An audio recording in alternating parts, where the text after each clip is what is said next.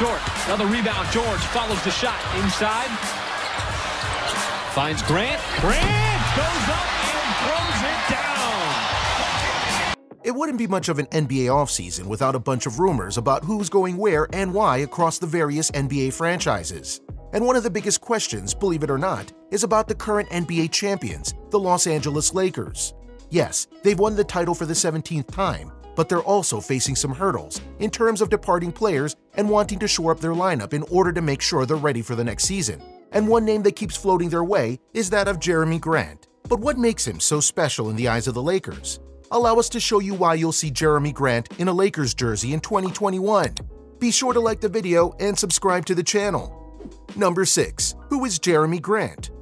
Let's start off with a more basic thing. Who is Jerami Grant? Because if you're not too familiar with certain teams in the NBA, you honestly might not know him or the talent that he has. So allow us to give you a rundown of his history.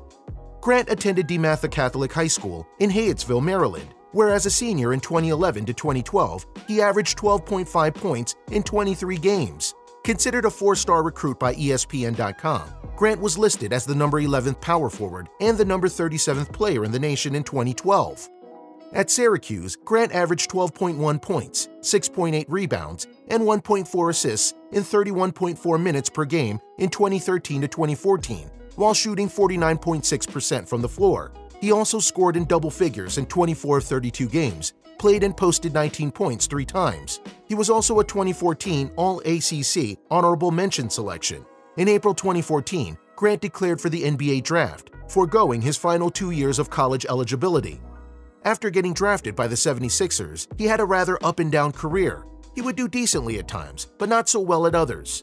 Eventually, he was traded to the Oklahoma City Thunders, where he started to show more of the player who people see him for now, including doing multiple 20 points and helping with both assists and blocks. He would resign with them in 2018 before eventually being dealt to the Denver Nuggets in the 2019-2020 season. It was here that this star really emerged. He was a big help to the team in the playoffs, including helping them get to the Western Conference Finals. So hearing all of that, why would he be going to the Lakers if he's already doing well with the Nuggets and finally having a career he wants? Number 5. Opting out. After a strong showing in the playoffs, Jerami Grant is expected to turn down his $9.3 million player option in favor of free agency. In short, he knows that he's worth a lot of money, now thanks to his time with the Nuggets, and is hoping to get more money for his talents.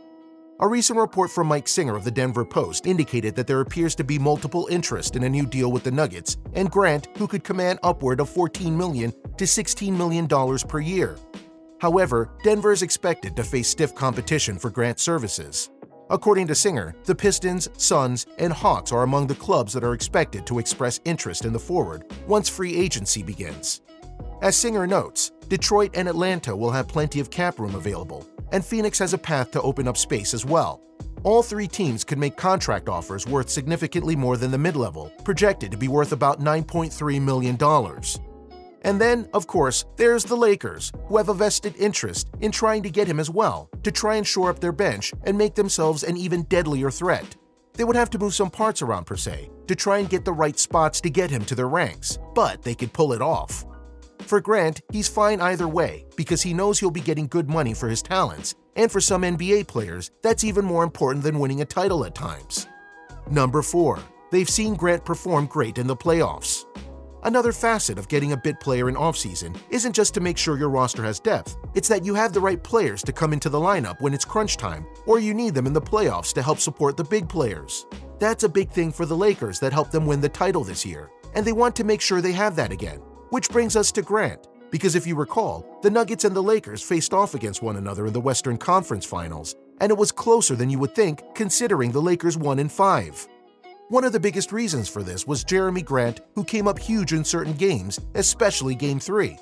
Grant scored twice to keep the Lakers at bay after they had cut their deficit to 3, once a basket and again on 2 free throws. His 26 points on 7 for 11 shooting from the field and 10 of 12 from the free throw line left Coach Michael Malone being honest about where the Nuggets would be without Grant's big night. "Well, we'd be down 3-1, Malone said. That's the bottom line. Jerami was spectacular. 26 points. He got to the foul line 12 times, made 10, had really good defensive positions, guarding some of the best players in the world. We knew going in what we were going to get every night from Nikola, from Jamal, and you always wonder, Well, who's going to step up and be the third scorer? And tonight, obviously, Jerami came through in a big way for us. I'm proud of Jerami. If it wasn't for Grant that night, they likely would have gotten swept. And that's something the Lakers no doubt saw. So in their minds, if they could get this guy to do that for them in the playoffs, that would be a huge get. Number 3. Filling in holes. It may sound odd that a player on a championship winning team would want to opt out of their deal in order to go somewhere else that might not be a title contender, but it honestly happens a lot more than you think. Mainly because some players don't like being backups, even on a title contender, which brings us to the Lakers. There are reports that Rajon Rondo will opt out of his contract with the Lakers, leaving a void of valuable point guard minutes coming off the bench, and in reports that Kentavious Caldwell-Pope will opt out of his contract as well, and Los Angeles will have to rebuild their backcourt a bit to defend their title. Now, are these the biggest departures ever? No, but Rondo was key to the Lakers in the playoffs, including setting up plays that helped win major games during their title run, and Kentavious was no slouch either. Plus, one of the things that really helped the Lakers was depth.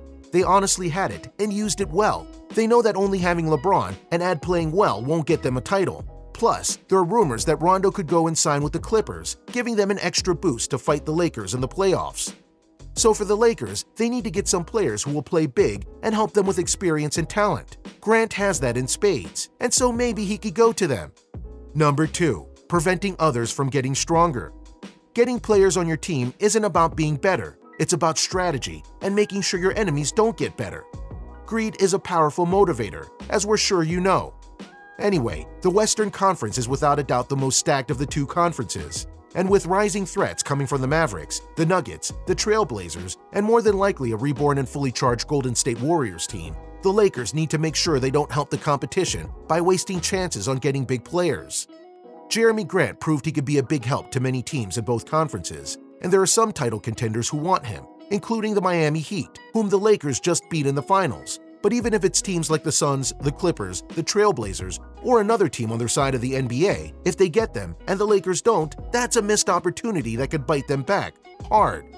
And they really don't like doing that. Number 1. How will it all play out?